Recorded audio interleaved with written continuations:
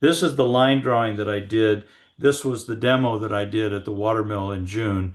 And we're going to talk a little bit about um, what we see when we're at the watermill. When you're there, you're going to see lined up in the courtyard along the walls a series of a whole variety of baskets and bottles, or some that are out not in the wicker baskets. Um, but we have to look at these pretty hard. And when I do a painting, I try not to use one photograph, because if I use one photograph, I'm just copying. I would rather take a variety of photographs and from those create my own interpretation of what a demijohn bottle and basket look like. And that's why I created this sample for the demo that we're going to do today.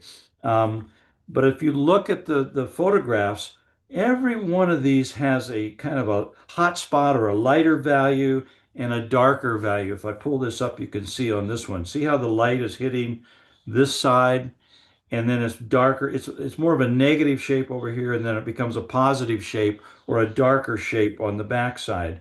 And that telegraphs or signals to the painter where the light source is coming from. We don't necessarily see a lot of really strong shadows everywhere, because there's a lot of very strong light in Italy and Tuscany, especially at that time of year. But as artists, we have to interpret that, and we have to exaggerate a little bit in order to make it feel go from two dimensions to a three-dimensional painting that feels like it has volume and dimension. So going back to this, what we're going to do today is we're going to create and block out this shape with just dropping in a little bit of background. And instead of trying to paint the wall or the grinding wheel or other pots and pans and things that are around this, we're just going to put a very loose background in that helps us define the shape. And to do that, we're going to work with a very limited palette. So today, and if any of you got the description, what we're going to work with is just a handful of pigments. We're going to work with yellow ochre, and if you don't have yellow ochre, you can use raw sienna. They're virtually very close in color. We'll work with a raw umber, we'll work with a burnt sienna, and we'll work with an ultramarine.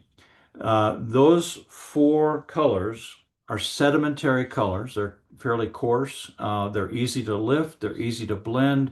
They're easy to lighten or darken. We're also going to work with two other colors. I'm introducing quinacridone burnt orange, which is a very staining, brilliantly colored um, color that is like a really dark cinnamon color. It's virtually the same family as burnt sienna, but it's staining, whereas burnt sienna is a sedimentary color. The other color that we're going to play with will be for the bottle glass. And we don't have a lot here, so you don't need much. And if you don't have a royal blue and a sap green, or if you don't have, a variety of greens, basically any dark blue is going to be your base color, like a Prussian blue or an Indrathine blue or a royal blue. Royal blue is by Holbein. Um, Prussian blue is just about every manufacturer has one of those. Indrathine, I think they all have those. So the purpose in using that is to take it to a dark value. Then you warm it up. You can add a little bit of yellow ochre and you get a warmer green. If you want, you can play with any variety of colors. I've got here a tube of perylene green. I've got a tube of undersea green by Daniel Smith. I've got M. Graham's got a turquoise, which is a pretty dark color. Any of those are fine. There's a peacock green or peacock blue from Holbein that's basically the same as the M. Graham turquoise. These manufacturers come up with different names, but they're all virtually the same color. And the only reason we want to have a cool, dark blue-green is to get that glass to feel like a really nice contrast to the warmth that we will see in the wicker. Um, Trying to think what else I want to talk about. Let's talk a little bit about the brushes we're going to use today. I'm only going to use a handful of brushes. The main one is a mop. This is a travel brush. I love this brush because it just, you fold it up and stick it in its well here, and it's very portable. Put that in your pocket. But if you just have a regular mop, is perfect because it has a nice sharp point. It holds a lot of water, and it will allow us to move paint around fairly easily. To get this background, I think everybody probably has a brush that's in pretty sad shape. This started off as a Kolinsky brush eons ago. It looks like kind of a rat chewed the tip off, but it's perfect for what I'm going to use. And never throw away your brushes because there's always some purpose for them.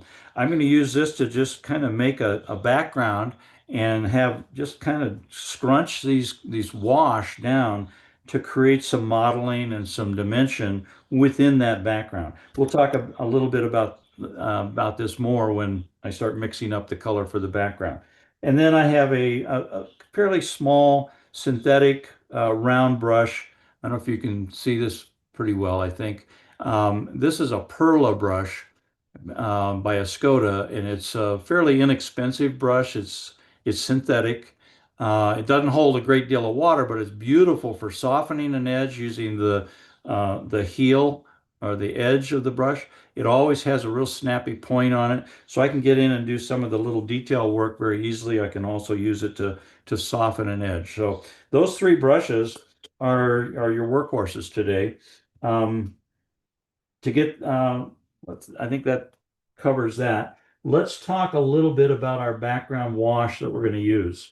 I am going to mix up a um, a wash that's just it feels light blue, but it's not a garish blue. Okay. Basically, what we're going to try to do is mix up a nice mixture of ultramarine blue and a little bit of burnt sienna. They're both sedimentary colors, and they will, when they're mixed together, they'll make a gray. And we want to add a lot of water so that we have a really wet wash. I'll try to bring this over here so you can kind of see what I'm doing. Um, not able to get this to, gosh darn, sorry about this. If you want to keep it a little cooler, just add a little bit more ultramarine. But when you mix it with that burnt sienna, you get just a gray. It's just kind of a neutral color. And then what I'm going to do is go to my line drawing and I will see if I can just start moving in a little bit along the edge of this planter pot or wicker basket. And we're just see how with the tooth of the paper, you're going to start getting a little bit of kind of rough edges, dry brush. And you can always add a little bit more water and get it nice and wet, and it'll just move that paint right around the edge of the subject, which is the basket. And we want to make sure that we have enough value right along the edge of this basket in order to uh, make the basket itself feel lighter. So we're creating a darker background. And if you add just a little bit more water in a few places, it's going to kind of bloom a little bit and separate some of this tone. And you'll get a nice variation and modeling of the background in the whatever you're laying down here as a wash. So I'm just going to kind of move it out towards the upper corner of the paper just to give us a kind of an abstract background. And the beauty of doing this is you don't have to worry about um, details and subjects that are in the periphery. You just focus on creating a nice, soft, kind of abstracted background. And I'm just very gently kind of, I don't know, is that are you able to post a spotlight that, or is that it? Kind of narrow like that. Anyway, I'd like you all to You work are on that. spotlit. Yes, you are spotlit.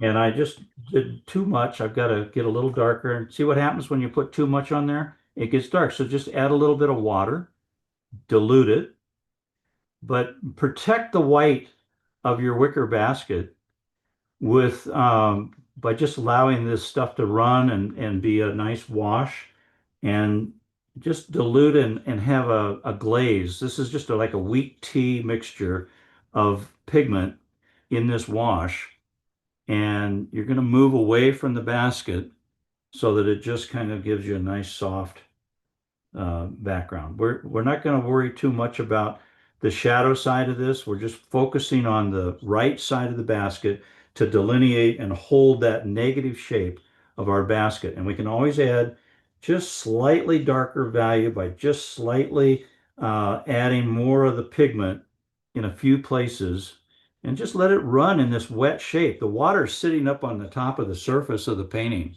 and it works pretty well that way. And if you want, you could just add, bits of cool in with the warm, but you want to try to move this warmth right and the darkest value of this wash up against the basket, because what that's going to do is it's going to make the basket feel brighter on the side that's adjacent to that wash. It just makes it feel like there's a spotlight of our light source shining on it. Um, we're going to come back in and put some other colors in here after this dries down around the base. But for now, go ahead and work on that. And I'm going to work on our camera here and see if we can get that done. But go ahead and start working on putting a wash in and just create a loose little uh, gradation where it moves down towards the wicker basket from the upper corner of your painting. You don't need to fill in everything everywhere. And if you want to soften some of the edges of this, you can always take a little bit of a spray bottle and just add a little bit of water out around the edge, rinse your brush, blot it, and then just soften some of these edges so they just kind of disappear into the white of the paper as a very soft, disappearing edge. So all it is a gradation of mid-tone that pushes up against the side of your basket. So go ahead and work on that. Now my paper is very, very wet and it doesn't look very dark. So if you want to just very gently add just a little bit more pigment while this is all starting to kind of dry. I can because the water is still sitting on the surface of the paper, just by adding a little bit of ultramarine that's diluted on my brush and dropping it into that wet shape, it creates a really nice uh, kind of texture. And I can add just a touch of burnt sienna in a few places and warm some of that up. So I get a variety of warm and cool in this background. But as I get down towards the base, I'm getting a little bit darker, a little bit darker. And as I move up towards the handle, I want to get just a little bit less warm, a little bit more cool with the ultramarine. But that really soft wash that's my background is serving a purpose in holding that negative shape. And I think it probably ought to be just a touch darker so we can mix up a little bit of pigment in the wet part of our palette and just get it a little darker and just keep adding value to that so that it gets a little darker. And I'm not, this is a really very subtle adjustment of value going from a light midtone to a slightly darker midtone. My board is slightly elevated, so some of this pigment that I'm putting on here now in a wash is gently rolling downhill. So it will also collect and get a little darker down towards the bottom of this shape. But what it does is it gives me a really nice gradation of background shape that's non-objective. I mean, there's no subject that I'm trying to paint in the background. And that's how we want it. I'm going to take a brush and wick up a little bit of this moisture that's right along the bottom of my shape and just kind of soften it a little bit. And I'm just using a soft goat hair brush. It's a calligraphy brush, but when it's dry, you can just crunch the tip of it and come in and just kind of feather that bottom of that shape so it's softer and we don't even see the edge that much. So that takes care of getting a nice wash started.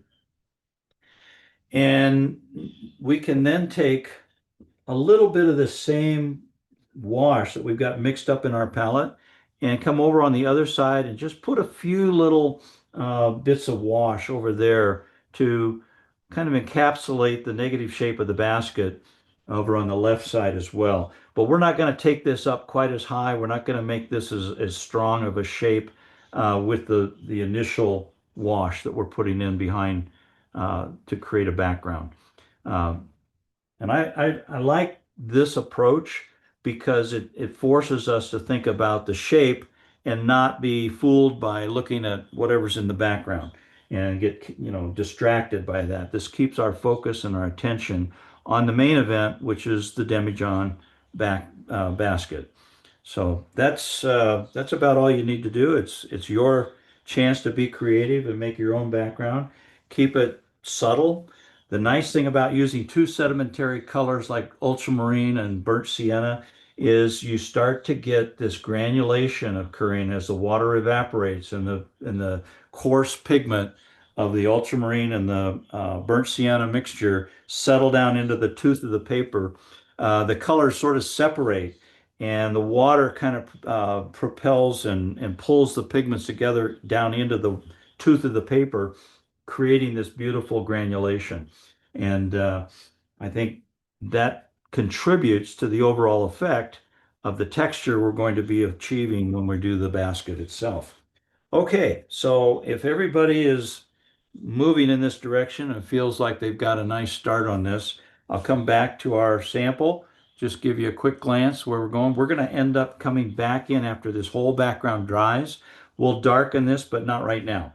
We just wanted to create a starting point with our background so that we can really see the demijohn as a background and not be distracted by other things.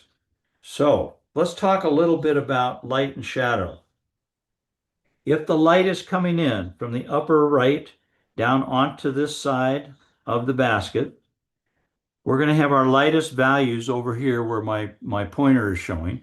And we're going to get a little bit of bounce light or reflected light on the other side.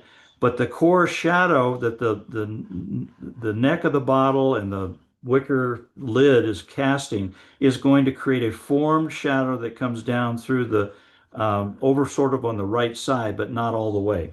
So we will have our darker values kind of along the rim here and going down towards the base. The basket itself will get a little bit darker over in here, and then we'll go back to a little bit warmer pigment on the far left side of the neck. So what do we do? Let's mix up a little bit of, and I'm going to use my bigger brush, my mop brush, and I'm going to start working with a little bit of yellow ochre. And I'll move my palette over here so you can see my yellow ochre has a really nice warmth to it. I just mix up a nice wash of this so I have plenty of it. Add enough water so it isn't just right out of the tube type paint. I want to have a nice juicy wash and work it into my brush so I've got plenty of that paint in my brush. And this is a mop brush. It is synthetic, but because it's a mop, it holds a ton of water and paint and it retains that nice sharp point. So with that said, I'm going to come in and I'm going to leave the outer edge on the right of this demijohn white. I don't want to put any paint there. I want to make that the brightest part of the painting. So I'll come in around the kind of the top of my wicker and I'll just right in the middle and I'll kind of work my way down. And I'm just kind of taking my brush and going back and forth with a side to side effort, not trying to get everything too uniform, but I just kind of work it down and fill in the basic basket shape.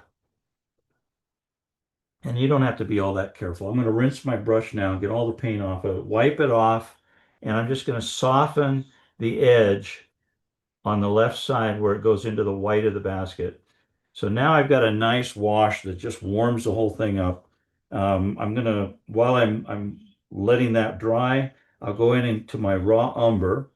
My raw umber is, there's a lot of different raw umbers out there. I like one that has more of a golden hue to it. This one you can see is a little bit um, more gold, but it's definitely a cooler version than the yellow ochre. So the yellow ochre is a warm pigment. The raw umber is a cool pigment, but they're both earth tone beiges. And with this warmth and the fact that it's a sedimentary color that granulates as well, I'm trying to get a really nice kind of mixture on my paintbrush. You can see it's quite a bit darker now. I'm going to come back in and right where I initially started, I'm going to drop in some of this dark and let it kind of run down. And because this is all still wet, it's more or less like a wet and wet painting right in here. And I'm just going to bring this down towards the base. And as I rinse my brush, I'll just kind of soften the outer edge to the right, to the left of this so that it just kind of blends over there gently. And I'll use my small round and I can do the same thing over here. I can just kind of soften that edge. And this time I'm using the heel of this brush just to soften the edge of that wash that I just put on here so that the darkest pigment stays right up in here coming down. And I'll pick up a little bit more of the um, burnt sienna and maybe add a little bit of the ultramarine to this to make it darker. And I'm going to drop in just a little bit of dark in here in a few spots and add water and just so that it kind of just runs downhill a little bit. I might even pick my board up and let it run. If I add more water, it just kind of gets all juicy and runs down. And hopefully you can see the paint running on the camera.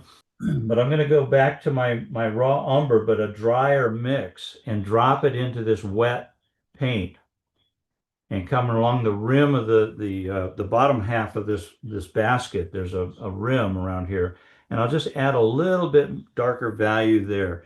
This this is all going to disappear and just be very soft by the time I'm done. I'll come back in and add darker marks to this later, but I'm just laying down an underpainting now just to create the basis for all the earthiness and the wicker. I want to add just a little bit of warmth in here with the yellow ochre, and I'll get more of the yellow ochre over in here in a few places. But clean my brush, rinse it really well, and keep that wet brush just so that it kind of runs through all this stuff and lets the water run downhill towards the base of this basket so that it has sort of a runny fluid feel to it. All right, that has some nice kind of juicy character to it. This is, let me remind you, this is still just an underpainting. We're not really trying to, What color was with the raw umber, please, Randy? so I'm so far I'm using three colors. Basically, the undercolor is the yellow ochre, that's the brightest and warmest. Then I use the raw umber, which gives it a little darker hue. And then in a couple of places, I just touched it with a little bit of burnt sienna. A few places, just kind of as an accent. Like right in here, I'm going to add a little bit of dark. And that burnt sienna is a warm, darker brown, but it just kind of warms it up nice. You don't have to be too perfect. You just make a few little marks that follow the direction of some of the woven basket. And hopefully this is all going to run downhill and get runny and juicy without without having to be too careful. We're just letting the paint and the water we're letting the water do the work for us by running downhill. But already, as short a time as we've been painting, you can already see that this is starting to really feel like a basket. It's taking on three dimensions, just simply because we're preserving the brightest, whitest side of this as our lightest area. And right now, everything we put on there is a warm color. We still need Brand to is put, your raw umber, please, Randy? I'm sorry? What brand is your raw umber, please? My raw umber is American Journey, which is a Da Vinci color. It was originally the house color or the house brand for Cheap Joe's. They've gone out of business, but the paint manufacturer is still in business, and they make Da Vinci paints, and that's basically what American Journey is. It's a Da Vinci product. So um, they're out in Laguna Niguel, California. It took the demise of Cheap Joe's, an online art supplier, to reveal who really makes American Journey, and it's still available. So The reason I like it is it's got more of a golden hue to it, more of a clay color, like a modeling clay. There's some raw umbers. Trying to think of some of the different manufacturers. M. Graham, Daniel Smith. They have a really dark chocolatey color to raw umber, which I don't care for. I like the a little warmer approach to it. And this particular color, you can see it has a life to it that's lively. And that's what I want in a sedimentary color that granulates. Where was I? All right, we're gonna have to let this dry. You can kind of play around with it, but it's best to just if you keep painting on a wet surface, what are you doing? You're neutralizing. It's like continuing to mix pigment in your mixing well in your palette. It just gets grayer and grayer and grayer. So if we let this dry, then add more paint over the top, it retains its transparency, and we're able to see these warm colors coming up as a glowing color through any cooler color we put on top of it if this is dry. So I'm going to use my hair dryer. I've got a heat gun.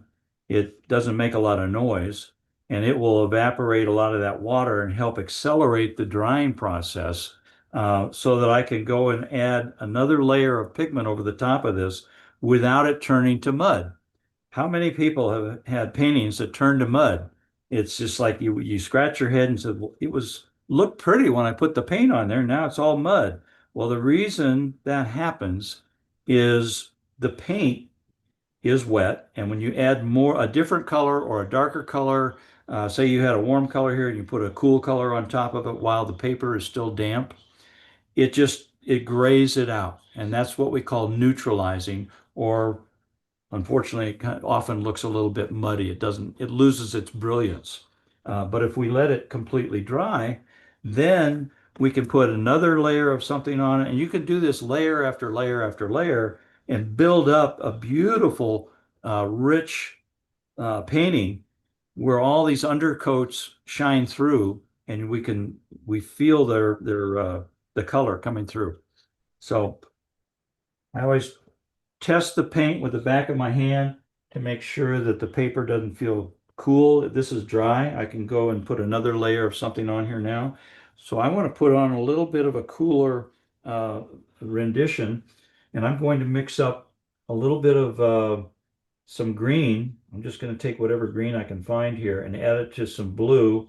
There isn't much. I had some of that blue left in this well here that was the ultramarine and the burnt sienna, and I added just a touch of green to it, and that's a little too green, so I add a little bit of ultramarine to it, and I've got a nice kind of neutral blue gray green, and I'm going to take that with this brush that has a lot of water and just come under the rim here and just put a nice clean fast wash down, rinse my brush, take some other brush that doesn't have any pigment on it that's just damp, and I'll just soften that edge so it just blends in, and I can move this over and just let it transition from a cool to that brighter sunlit area.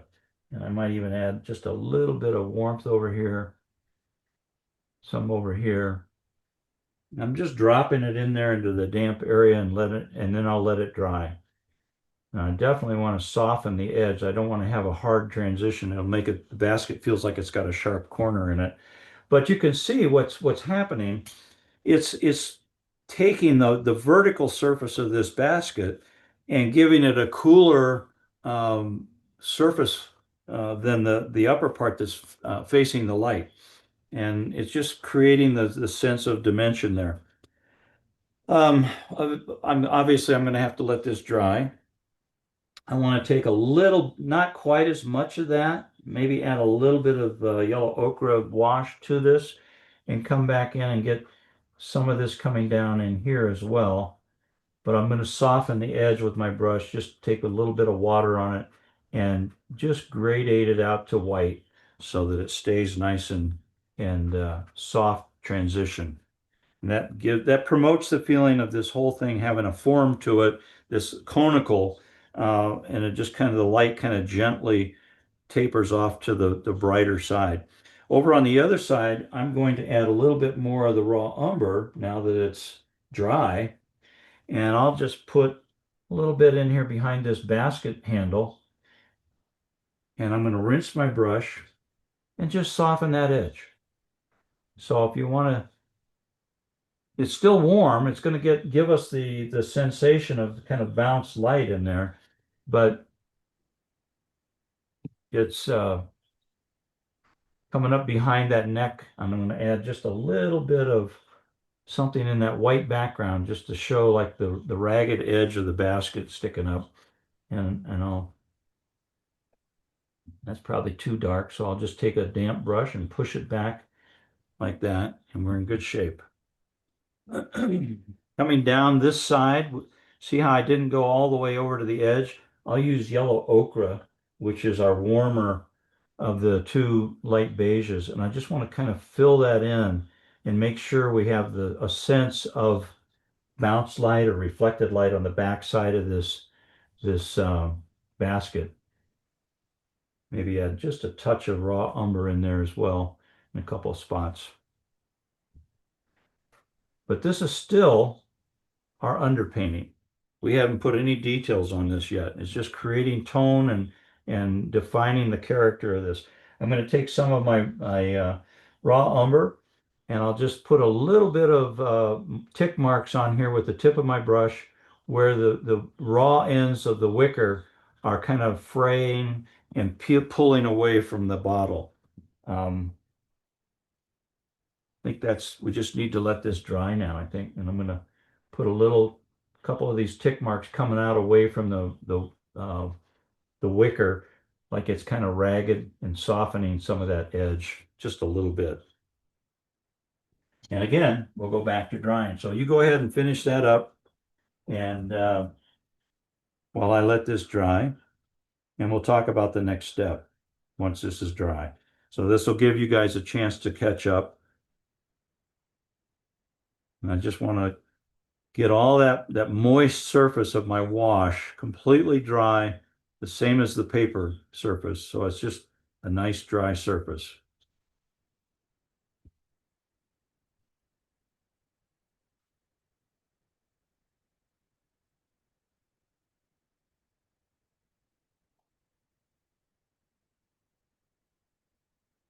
Are we ready to talk a little bit about the handles?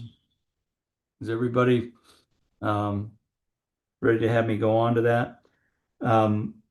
They have they're basically a rope that's been woven into the lid of the basket.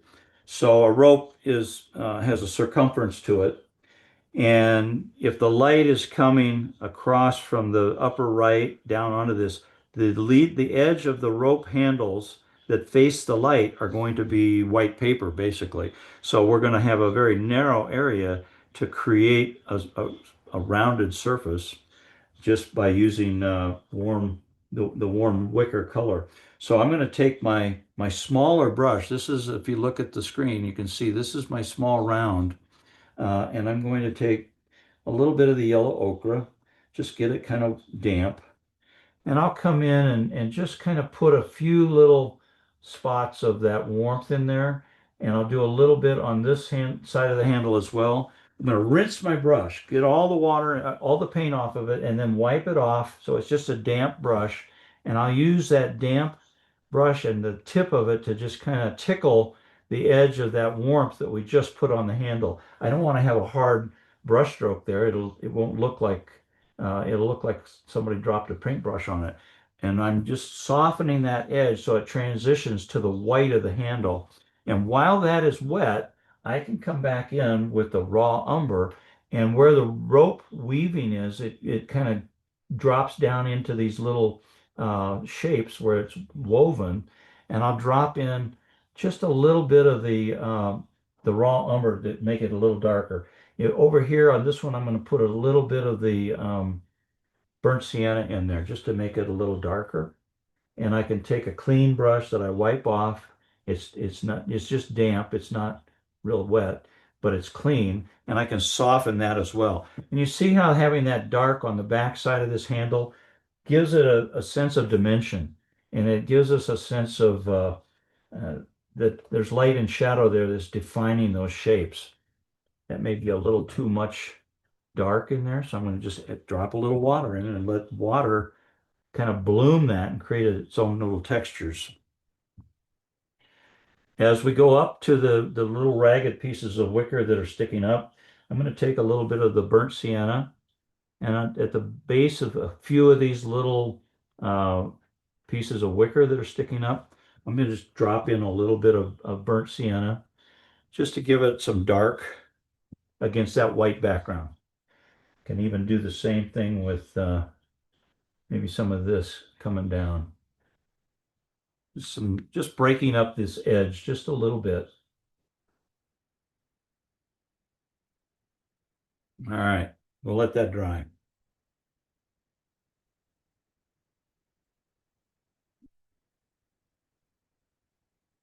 You're all good painters. I'm assuming that you're keeping fairly current and up on this and not getting lost. I'm trying to take it slow so that everybody has a chance to keep up. Now, to make this handle feel like it's coming forward, the one on the handle over on the left side, I'm going to take the lid of the basket and make it a little bit darker behind that white sheen that's on the handle. So I'm using my round brush. See if we can get this to a little closer. And I'm going to just drop in a little dark next to that white part of the handle, clean my brush off, rinse it, and then soften this dark back up onto the lid of the wicker. And what you can see, if you look at this closely, it's just adding a little bit of dark right in here to make that white feel brighter. And that's what gives it dimension. So I'll back up a little bit.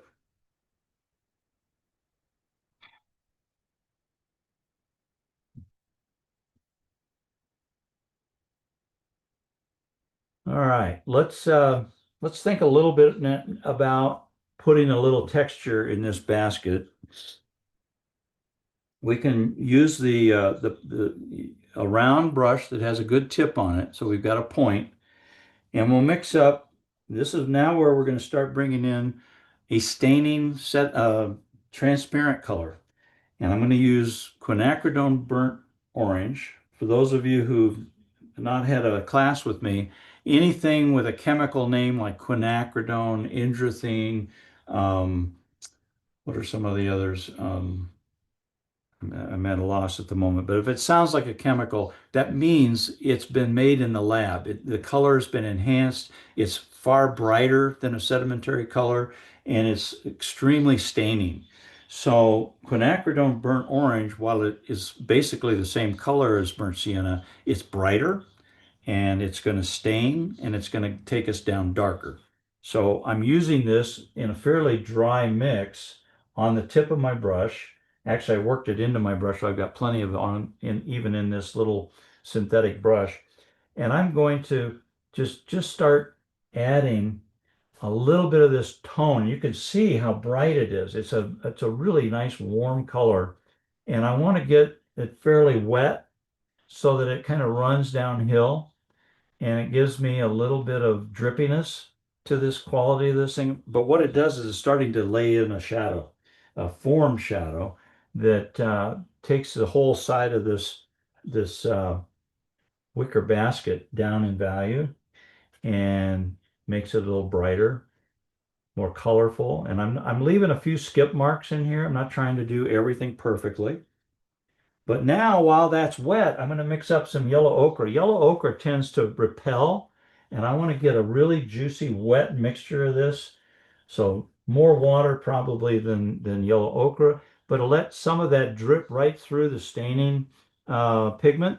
And I want to put another uh, rag or piece of tape or something under my board to give it a little bit more angle so we have more gravity at work here. And it will push away some of these darker staining colors I can put this even on both sides of it a little bit, and then come back in with my yellow ochre. And if I have enough angle to my board, it will start rolling downhill and creating a drippiness that's just beautiful. And do a little bit over here as well. And I'm leaving a few little dry spots where the underpainting peeks through, and it just gives it a really nice character. I'm going to take a tissue and catch a little bit of some of this drippiness, but I'm loving what's happening here. Just by pushing a little bit of water on this and letting it run down, it repels that quinacridone burnt orange to the point where it has kind of a pathway down through the the basket, breaking it up. I'm gonna just take the edge of my brush and soften the area along the far left edge to make it feel more like a bounced light is hitting that. Some of this is dripping right past the bottom. That's okay. I'm just going to pull it over into my shadowy area. So it just kind of colors and warms the area at the base of this demijohn, much the way in the direction a shadow would run. We're going to put a shadow in there later, but this warmth is almost part of the reflected or bounced light that we're getting. Um, I'm just looking at this, and this is where, at the stage where you're at a painting where you want to step back, get out of your chair, and rock back a little bit, about 5 feet, 4 feet, so you can kind of take in how the whole thing is working. And this is where you started evaluating, am I getting the right effect? Am I getting what I want out of this painting before I start putting any details in? And if I put a little bit of water on the edge of that rim, it's going to run downhill, it's going to bloom a little bit, and it's going to create a separation of the pigments. And I like what's happening. So we'll just let that water do its work and create the effect that we're after.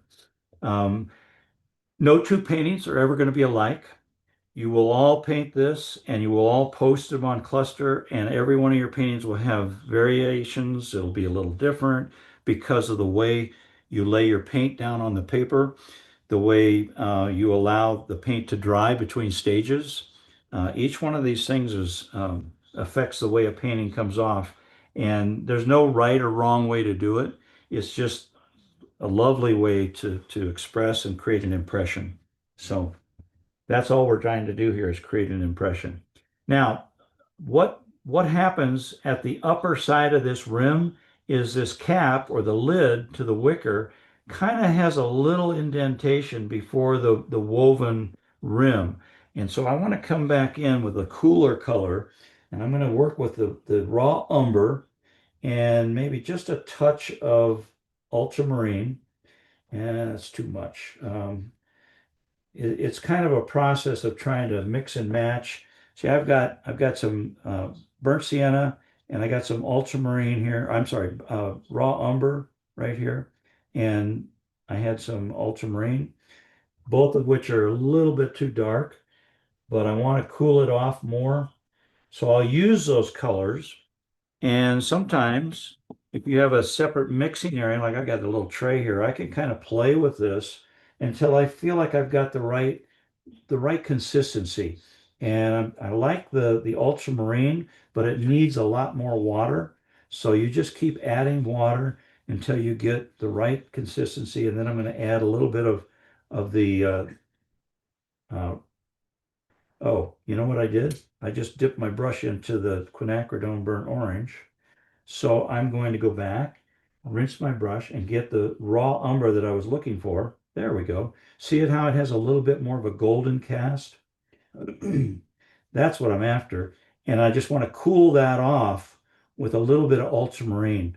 And I think um, you can see how you can regulate and go back and forth between warms and cools just simply by putting a little bit more ultramarine or a little bit more raw umber in this mixture. But as I go back to my basket, I'm going to come back in and create a little bit cooler area where there's a bit of a recess before it hits that outer rim. and I have to do that with a cooler pigment, and that's where I'm dropping in this raw umber and ultramarine wash. And this part of the paint is completely dry. So when I drop this in wet, it just kind of sits there like a glaze and it cools that off just before it comes to this rim, which I've left dry.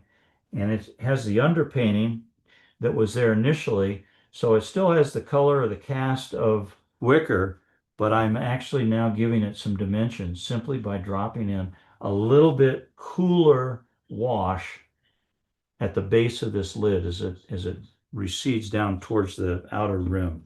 So now we've created a kind of a woven structure to this thing that's working pretty well. Um, it's time to dry this before we go on. If you don't dry it, you'll get mud. So we want to make this feel really warm, and we want to feel it kind of a really earthy basket with lots of warmth to it, because that's going to be the contrast to the blue-green bottle glass. And if we get this turned to mud or turned to a neutral gray, it doesn't give that contrast between warm and cool. All of my paintings that I work with, I'm always conscious of the warm and the cools being in contrast to each other. I don't worry too much about the color. It's more about, creating a strong warm and a strong cool. Now, is this going to be enough? Probably not, but you would never know until you dry it, because when you put the pigment on wet, it looks very dark. When you dry it, it dries 50% lighter. So you've got to come back in and you've got to, in a couple places, punch up that dark a little bit, rinse your brush, come back and just soften some of it so it isn't a real obvious dark, but it just pushes that dark value behind this little woven rim of the basket. And that helps reinforce the dimensional change of the surface. And I'm starting to see some really interesting little patterns appearing that could be interpreted as wicker. You don't always know what you're going to get until you lay the paint down. And I'm seeing something emerging, so I'm going to let the painting kind of speak to me and tell me what to do next. But you have to always keep letting it dry. Um, I'm not really looking at any of my references at this point because I have a pretty good image in my head of what this demijohn is going to look like. I have a really strong image in my head of where the light and the shadow will be. So to me, going back to a reference is kind of uh, it's unnecessary, but that's also why I have a whole variety of references to refer to. I can look at bits and pieces of this to give me clues on what I should do next and where I might put something cool or put something warm. But I use these reference photos just as sort of a not as a roadmap to copy, but more as a suggestion of how to treat some of the textures and the shadows. I do want to get this side a little bit darker. So I've got to think about how and what I'm going to do with that. Maybe I can just do it with the wove, the darker weaves as to create that impression. So I'll just create a little bit of the quinacridone burnt orange and mix it with some ultramarine so I get some nice darks. And I'll come back in and I can kind of create sort of an impression of some of these little woven marks. And I don't want to get them too obvious. I just want to kind of create a really loose image of them coming down this shadow side. And I'll even add a little cooler darks in a few spots just to suggest that there's a bit of a woven pattern to it. But don't get too repetitive like I just did. If you see that you've done that, go back in and change it up, soften it. Uh, we love patterns. And if we make one mark that looks good, we make three more because we thought, well, that was successful. I'll make a couple more. And then what you've done is you've created a repetitive pattern, and that's the first thing we see. So you have to go back in and make adjustments to those little patterns to soften them. And I'm just trying to kind of get a little bit of darks up here at the top. And then I'm going to soften them with a clean brush that's just slightly damp. I think what you do the most with watercolor painting is constantly go back and soften edges, blend and blur edges, and it's all about softening. If you just rely on every brushstroke being visible, it's just not going to work. It's not going to look right. Sometimes you can just take a little bit of water and just tap it in there, and you'll get a little bit of blooming. That'll take care of some of the textural effects. But I like what's happening now. We're getting more darks over here. We're leaving this very light.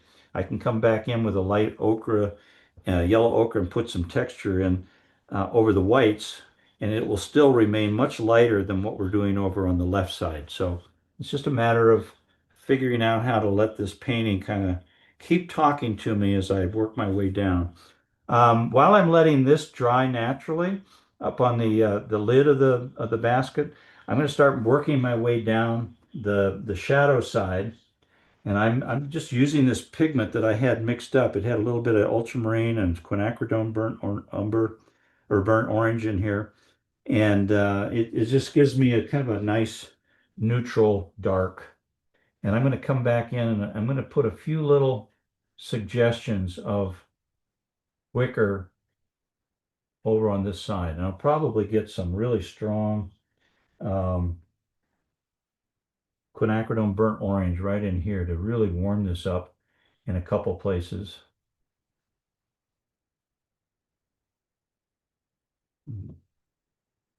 Drop some water into this thing so it just is more fluid.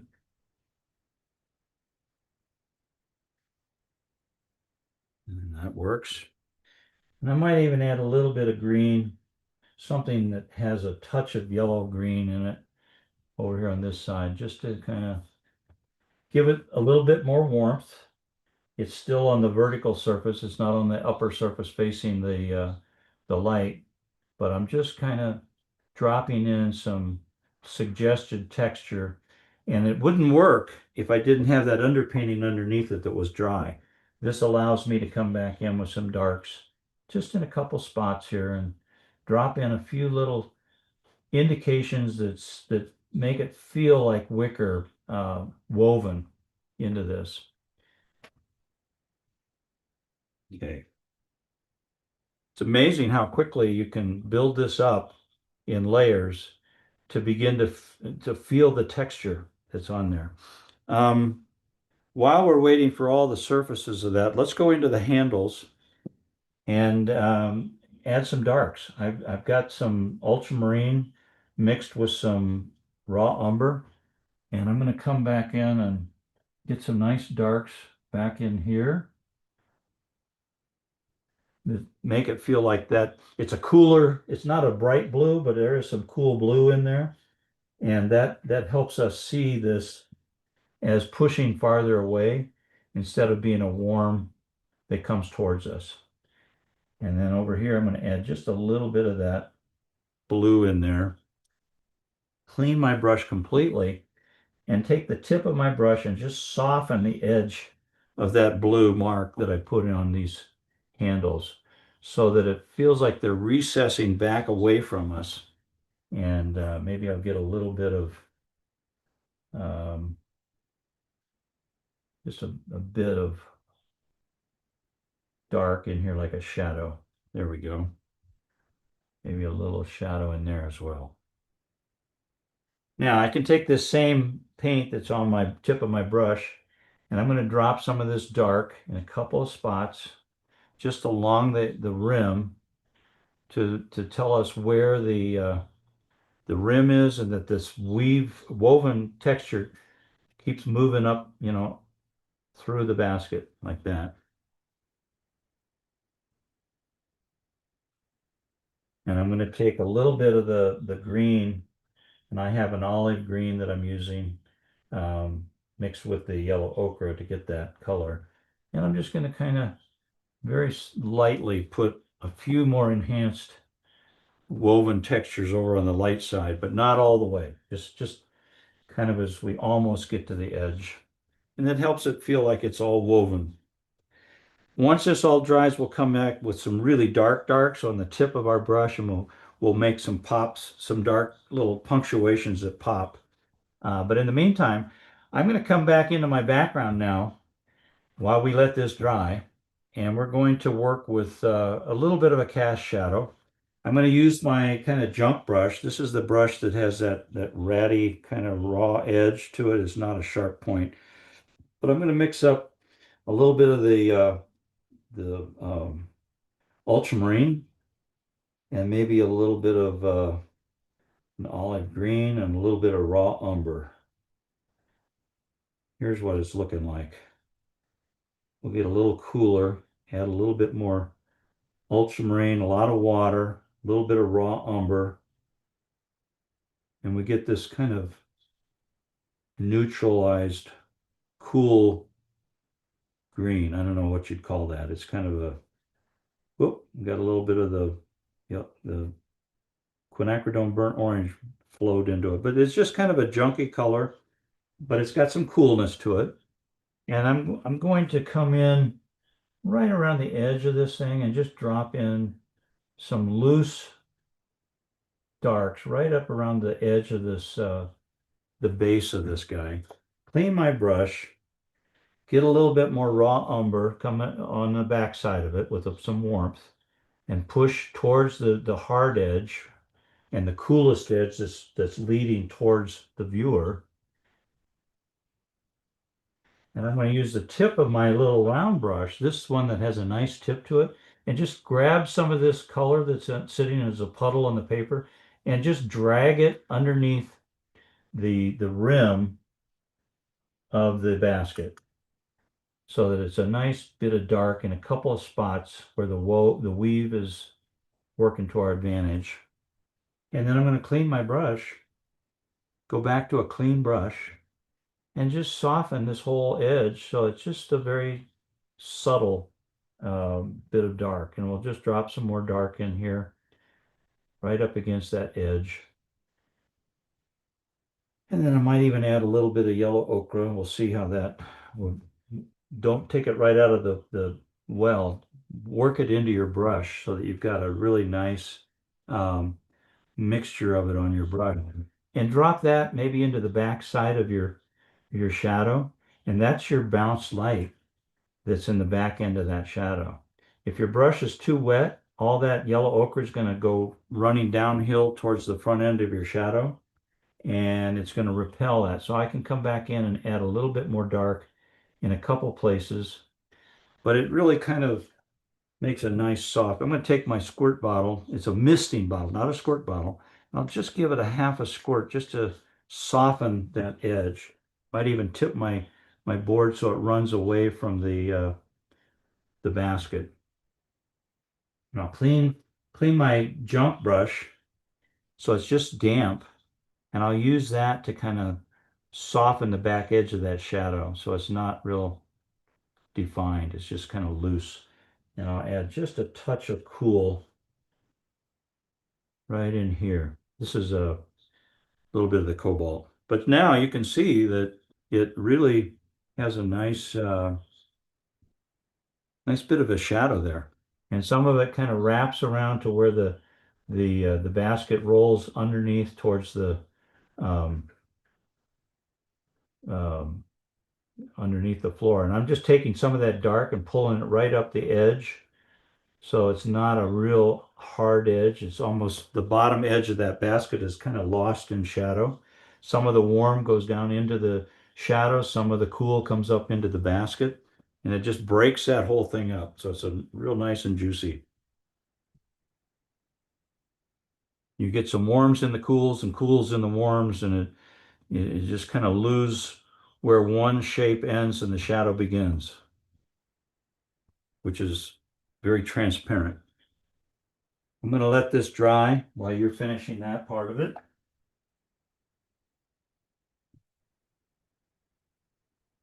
Use my little handy dandy heat gun that's fairly silent.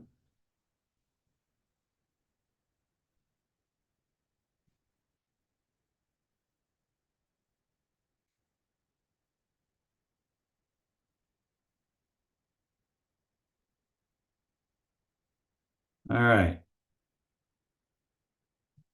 Take those out now so we get it more level, easier to see. All right. Shall we think a little bit about our glass now? Well, I'll let you guys have a few minutes here to finish your shadow and any shading you want on your basket. And I'll talk a little bit about what we're going to do with our our glass. But before I get to that, what I'm doing is I'm just staring at this, kind of evaluating what we've done. And because my board was angled, all this wash came down and it collected along this edge. And this is a hard edge here that kind of detracts from the basket. So I want to see if I can't soften or erase that. I'm going to take a whatever stiff brush you might have, not a scrub brush, but just a brush that's maybe a little bit stiffer.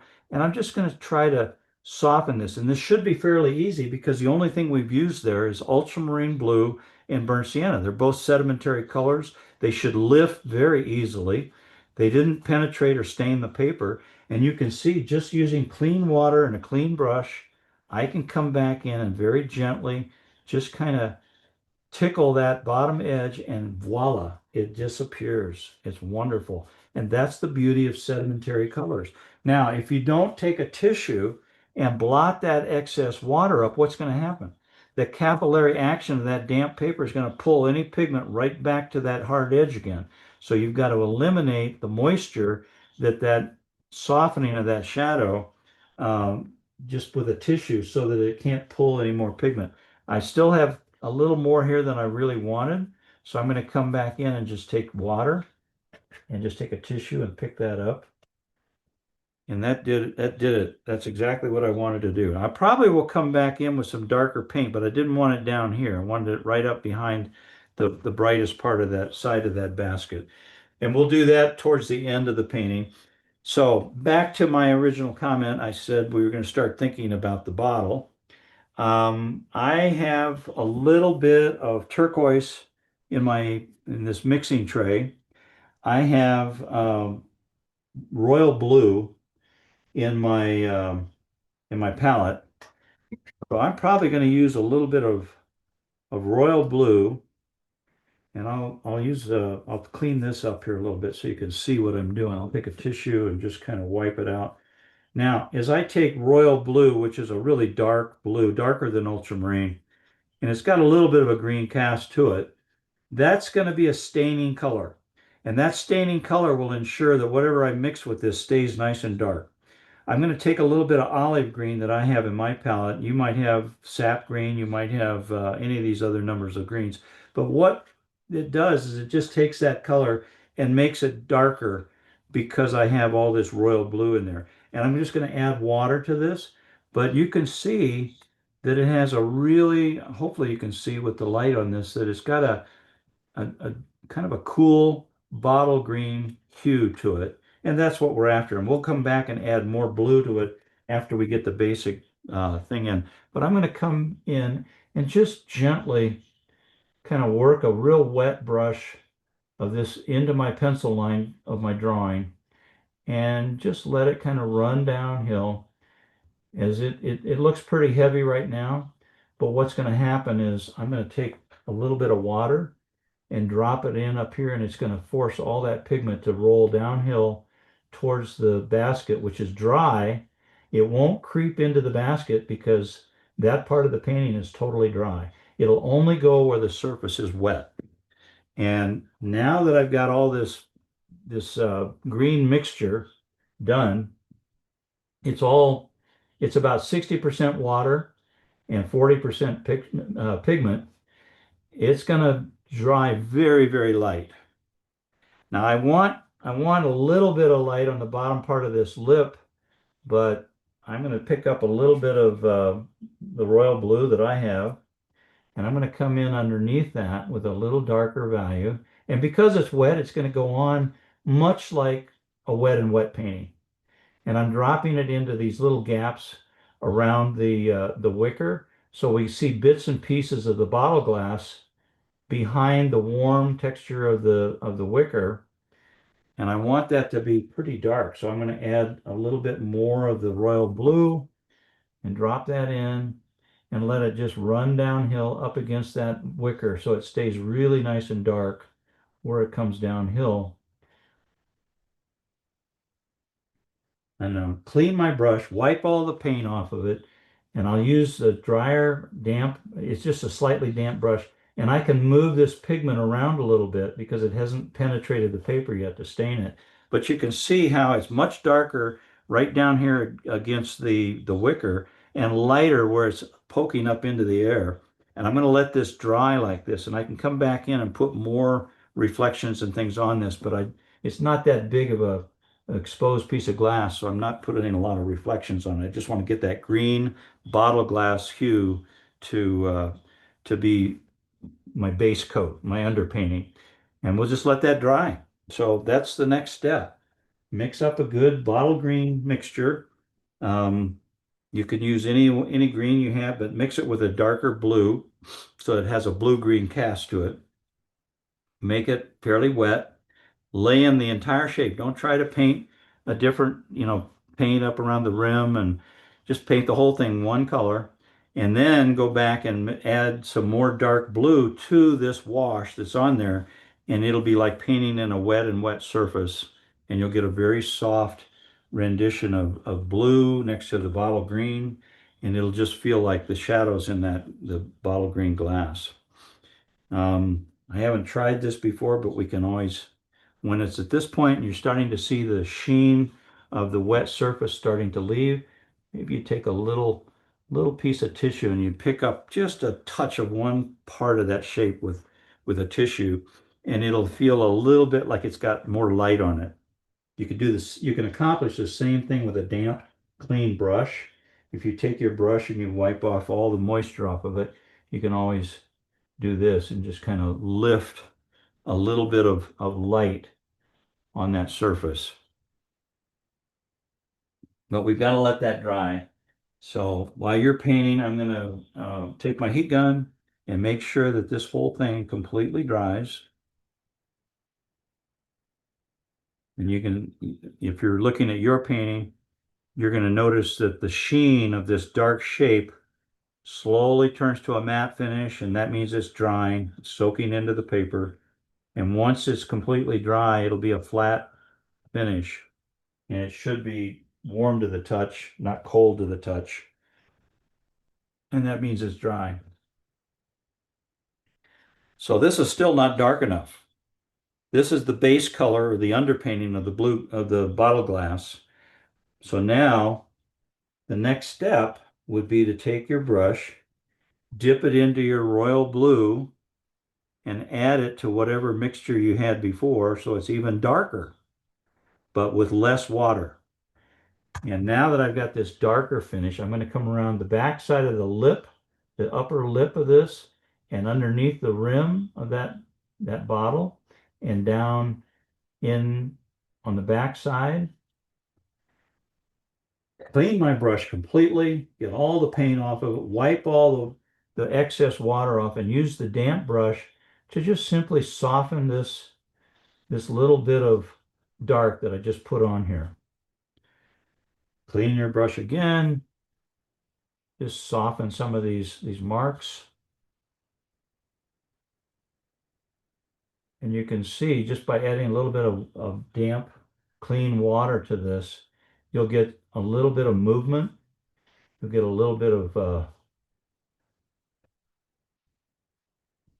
transition between the dark and the warm. You can pick up some of the dark and leave some, but it just suggests that there's a nice bottle green shape to this thing. And I'm taking a little bit of damp, clean brush and just lifting a little bit around the rim of that upper part. And I think that is probably going to be dark enough now. But just to I don't want to lose the paint that I've got in my palette. So I'm just going to leave some in my palette as an insurance policy. So if I need to go back, I have paint readily available to go back and punch up some darks in that bottle. But I feel like that's looking pretty good. One of the things you can do while it's still slightly damp is take just a little bit of yellow ochre and maybe just touch some of this. The yellow ochre tends to repel paint, and you can kind of come in and add a little bit of yellow to this. And it gives a more of a mottled feeling where you go from darks to warm, cold darks to warm lights. And the fact that we have yellow ochre in this basket, why wouldn't there be a little reflection of that yellow ochre up in the reflective glass surface? So you'd want to pull a little bit of that yellow ochre up into that warm side of the bottle glass while it's still slightly damp so that it can softly, just dissipate and spread around within that shape so you don't see any hard edges. All right. While we're waiting for that glass bottle to dry, let's take our yellow ochre and let's just put a little bit of a wash over the entire cork. And we'll just doesn't have to be perfect. Just lay it on there and let it dry. And we're going to come back with raw umber and put a little shadow on there, and we'll give more texture to the vertical surfaces of the cork. But for now, I just want to get the underpainting of the cork to have the warmth of the yellow ochre. And while you're at it, you can take a little bit of your bottle glass and just pull that up into the cork across that wet surface. And it will feel very unified if you do that.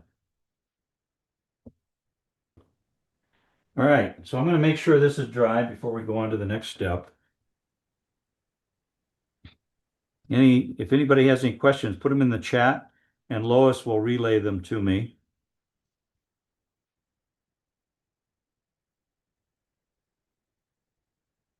But I want that cork to be a little bit warmer. So I'm going to take my raw umber and get the back side of this a little darker. See if I can get this to.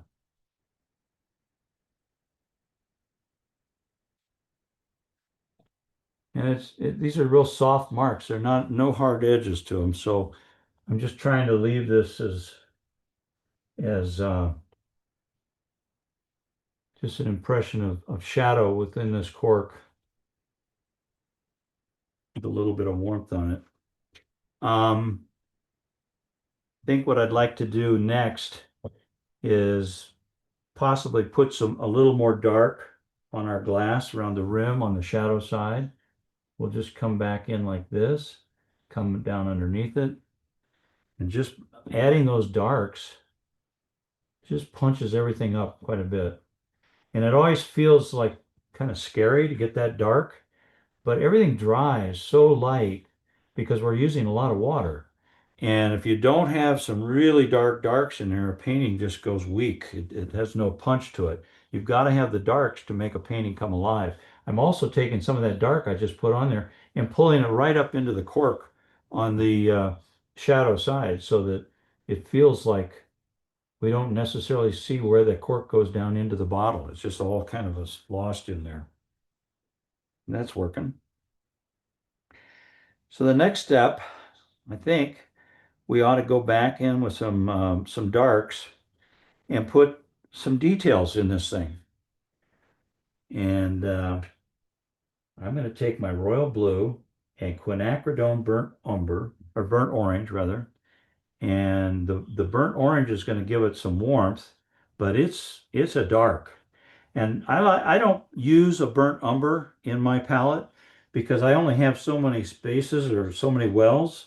And if I take my quinacridone burnt orange and a royal blue, I can make a burnt umber. And I can make it cooler or I can make it warmer depending on what's next to it. So like if I add more quinacridone burnt orange, it gets a little warmer. If I add a little bit more royal blue, it gets a little cooler. But the bottom line is they're both staining colors. They're both very dark, and mixed together, they make a lively black. They're not black. They're either a little bit warmer or a little bit cooler, but using a brush that has a nice tip on it, like this round that I'm using, it's a small round, I'm going to come back in and create some gaps within the basket. And these little gaps are where it's torn apart and we see the bottle glass through through the spots. And it just gives a little bit more reality to these to the basket. And I really like the fact that it's suggests that this is old, it's falling apart, it's an aged antique that has got some real character to it. If you get some dark down in there, I'm going to push some clean water towards those darks, and it just feels like they're tucking down behind that rim. I can also take a little bit of raw umber. Let me get raw umber on here, and I can create a little bit of a shadow across parts of that rim, particularly over here where it's kind of hidden behind this handle. And I'll do a little bit of with the quinacridone burnt orange over in here to make this feel a little brighter. And I took a damp brush and I just kind of pushed some of that into that white shape. And it just really kind of does a nice number on creating a little bit of woven pattern to this basket. And these darks, I mean, everything else is very subtle. There's nothing subtle about these darks, but they're small. They're not huge marks. They're just sort of a little punctuation. And it really helps us see the structure of this thing so that it gives it life. Some of these things that are sticking out away from the basket, they've got shadows in them. I'm going to add a few of these little things in them. Up in here, we've got some shadowy marks where there's some holes in the basket. Just throw some darks right across there. And then at the bottom where it tucks down underneath the surface, I'm going to come back in and put a few little darks in a couple of spots. Take my junk brush and just kind of push a little bit of moisture towards those darks I just put on there. And I'm going to get a little bit more of the raw umber. Let me get this going here. I'm going to drop some into the shadow that's now wet. And then over on the other side, I want to get more of that blue-green ultramarine mixed with a little bit of the raw umber. The raw umber and the ultramarine will give us sort of a cooler cast. And I'm going to come back in a couple spots here and drop in just a touch of a deposit of paint over on this side to make this side of the basket feel brighter. And I can add a little bit of warm raw umber in there as well. But I'm going to go back and get some more of the cooler ultramarine because we're down here sort of at the base, and I want this to feel like it anchors this thing.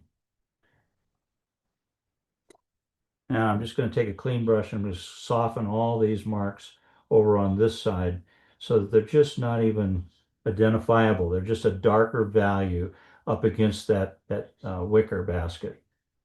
And you see how that just makes an amazing rendition. If you have a softer brush, you can just softly feather those away. This is a little soft goat hair brush, just kind of pulling some of this down into the foreground. But I like that. I think that's a soft enough approach. I want to get a little bit of a cooler green cast, maybe add just a touch of blue. Oh, too much, too much. I'm trying to mix it up here in this tray just to get a cooler cast with a lot of water to it and just come down the side of this guy with just a glaze. Just glaze over it because it's dry. Once it's dry, you can glaze over things and give it a nice warm. And see, this is still warm, but it's a little darker in value than up here, which tells us that this part of the bottle is where it's getting the most light. We can even go back at this point and take a little bit of the burnt sienna and a little bit of the ultramarine blue And I can come back in and create a little darker background right behind that shoulder of that lid. Clean my brush and then just literally soften the edges away up into the white of the paper. But see how that little bit of darker value did wonders in holding the negative shape. I'm just going to drop that in behind the handle, and it tells us, clean my brush, and then just soften this and feather it back into the background shape. And then I've got a little bit of, I need to add a little cool of that shape, that wash into this little hole that we see through the handle. Not much. We wanted to make it feel like we can see through it too.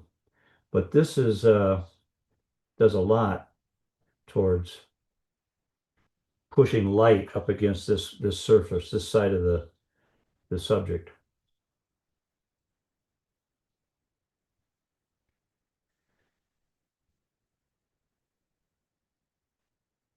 Take a little bit of warm and drop that in there in a couple spots.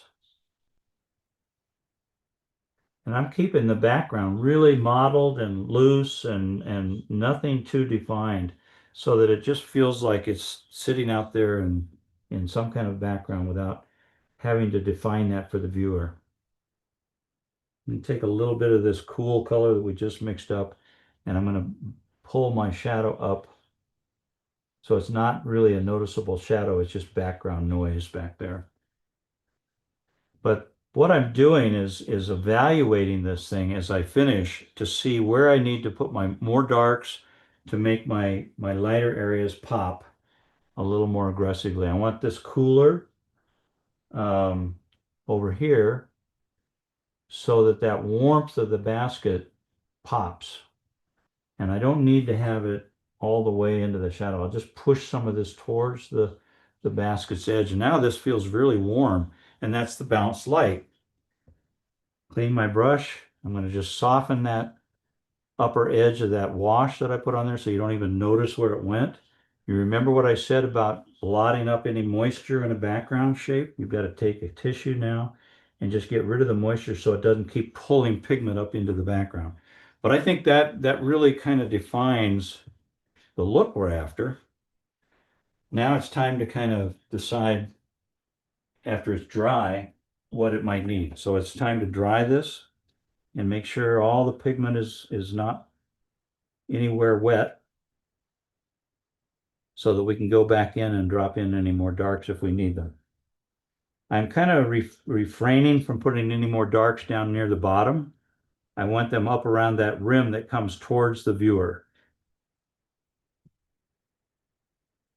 So again, a small round, a little bit of raw umber, maybe just a touch of the blue,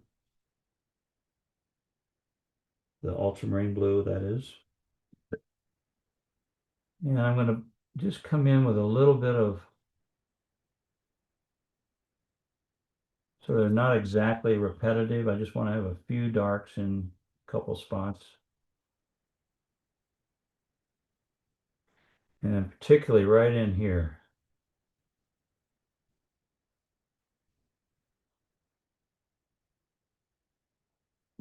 Now I'm going to take a little bit of the quinacridone burnt orange. This is a staining color, very bright. I'll just kind of mix it with a little bit of the blue wash that I've got.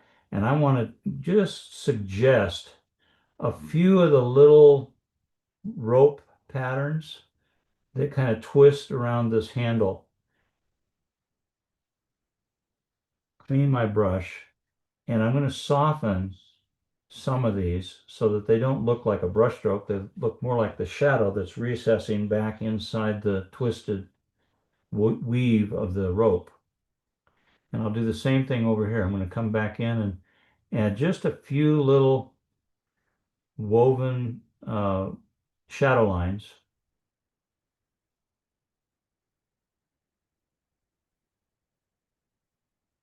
I think that works.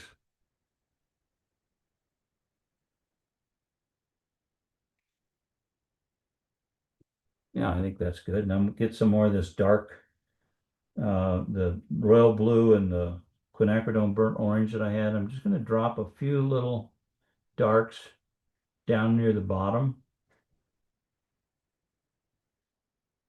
Not everywhere, but just enough to kind of anchor it. Clean my brush and push a little bit of moisture towards that dark so it stays there but doesn't really define it too much. Pull some of that edge work right up into the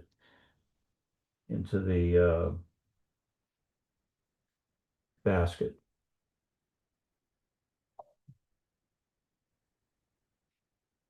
That was a little bit of yellow ochre I just dropped in there, and it just kind of separates everything. It's flowing down into the shadow. I'm not going to touch this. I don't know what it's going to do. This is part of the gambling we do as painters. We want to see what the paint will do, and not it takes a lot of discipline not to want to go back in and fix something, but I want to see what's going to happen. And I kind of like the fact that it just kind of exploded and created a little bit of a bloom there. And we're just going to leave it alone, see what happens. I want to get my cork maybe a little bit warmer, so I'll add some yellow ochre to the burnt sienna. And I'm going to come back in and add just a touch more warmth on part of that cork that's in shadow. Push away so it's on the back side. It's good enough. All right, now, if you feel so inclined, you can take a little bit of yellow ochre, really wet brush, and just so it's more of a glaze.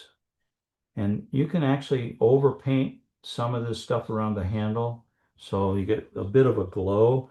I'm a big proponent of not painting inside the lines. Give us some hint of the overall warmth on the paper of what that shape might have been initially. So I'm going to add a little bit of raw umber to that wet shape.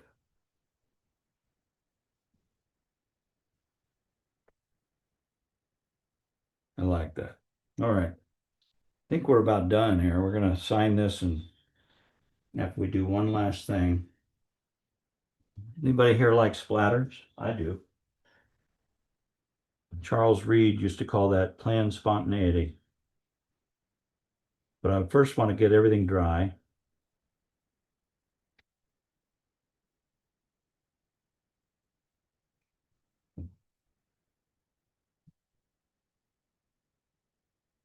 I've got if you see a dry line where, a wash has crept out and left a hard edge, just soften it before it has a chance to completely dry. Just take a clean brush that's slightly damp, and you'll be able to do that.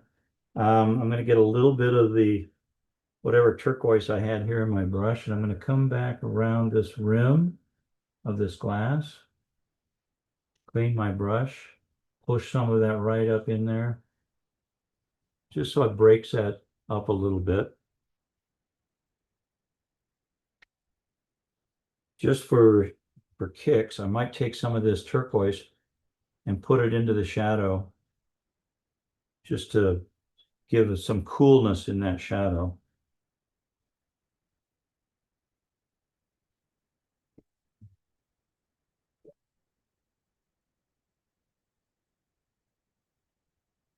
There we go.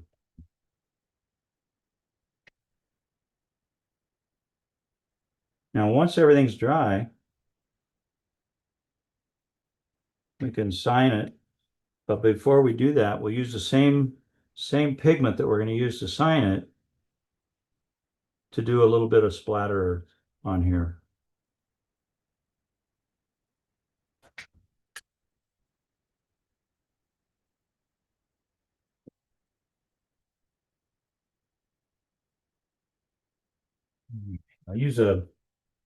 I've got a small liner here. Some of you may have it. If not, just use your small round. But you can, as long as it has a good point on it. I'm going to pick up a little bit of the quinacridone burnt orange, which has that really staining, rich, vibrant color of cinnamon. more so than raw sienna or burnt sienna. But I'll use that and I'll just kind of come back in here and maybe splatter a little bit of this on here. Just enough to give it some background. Maybe a little bit more. And then I'll use a little richer amount of that paint. So I've got a good load of it in my rigger, but I want to make sure that my tip is still pretty sharp. So I've got this nice sharp rigger and I can come right in this nice light area in my painting and put my signature in.